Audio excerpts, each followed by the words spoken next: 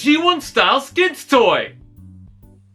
Now what? Skids, not to be confused with Skids with a Z, is based on his original appearance from his Generation 1 form. I would say from the cartoon, but Skids was known for, well, not being very well known, with probably less than a minute's screen time in the original cartoon. It's probably due to the fact he shouldn't be on the road, daydreaming as often as he does. At the very least, he is adaptable. Skids makes a return to the spotlight, if he ever had one, in the first wave of the Generations line titled Legacy. Skids transforms into a car similar to his original Honda City Turbo, very Generation 1 inspired down to the dark blue main color, but I don't know, something seems very off about it.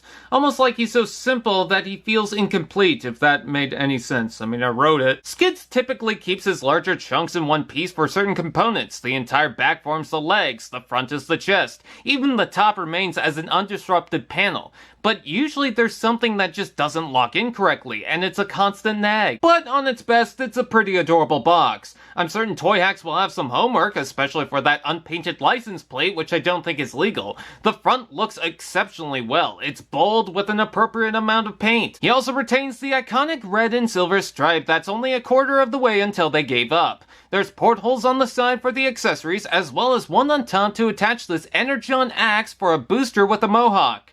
I didn't know I needed it, but yes, I need it. There's also portholes underneath, so if you got some weaponizer legs, I'm sure you can make a mech of some kind. Rolls pretty well, but other than that, there's not much to say. Come to think of it, I don't know what I expect from Skids. It's like being excited for a package, but just the box itself. I would love the fact you can open the door, but it doesn't seem to move that much because it's hitting something. I can kinda see why IDW tried to spice him up, but Skids is just doing Skids, and I'm glad this form is available for those looking for a more classic design.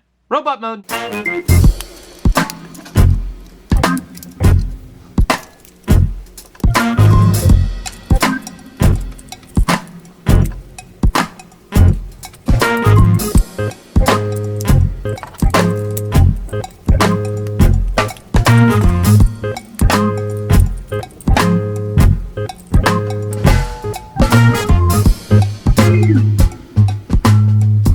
Despite moving around massive parts, the transformation does worry me with the clear plastic, including the roof that nearly warps. It's hard to get leverage with everything moving around. All I could say is be careful. Also not a fan of the knees, I just worry the hinge might stress. Besides that, Skids is the perfect embodiment of everything you can expect from an Autobot.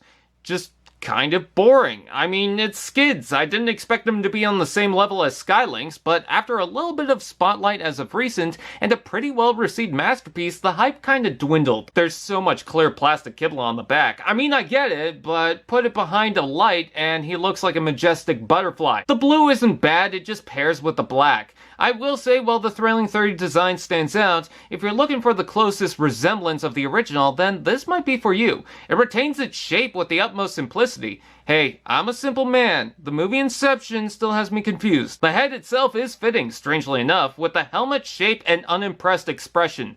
Colors are good, but in a twist, the panel on the hood is attached to the back. I know some people don't like it, and it doesn't flow, but I like that the head has some involvement with the transformation itself. Did someone say, Articulation?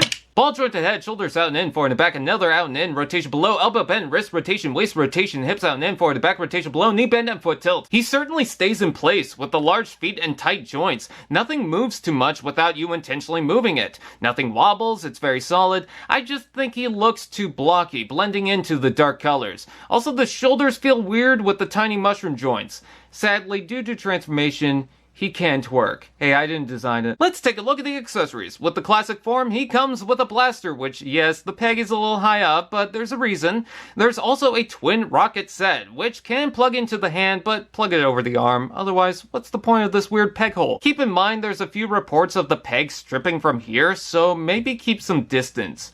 They're painted in silver and can use blast effects. He also comes with an Energon blaster with a mohawk that's also a battle axe. Kinda reminds me of Prid Cliffjumper. I gotta admit, I like the axe, which is weird to say about a random out-of-place weapon. There's pegs and holes to attach stuff, including blast effects, and while the silver weapon combination is interesting enough, I'm actually fond of the full combination with each. I didn't know I needed an axe with a blast coming out of the handle, but I can't argue. You could also plug it to the back if rocket skids is your thing. There's peg holes on the feet, side of the legs, hands, front of the arms, and back. And you can flip down the wheels for, Skids just being Skids. So Skids is kind of a one-note kind of guy. While there are some interesting nods or tricks to it, and it is faithful to his original release, he's not really given much to work with, which is weird because other similar bots have stood out. I'll say this. If you've been waiting on a Skids that's completely based on this Generation 1 version with a sweet enchanted battle axe, then this might be for you, but if you don't really care about it, then I don't think anything will change your mind on it. At least it's not green again.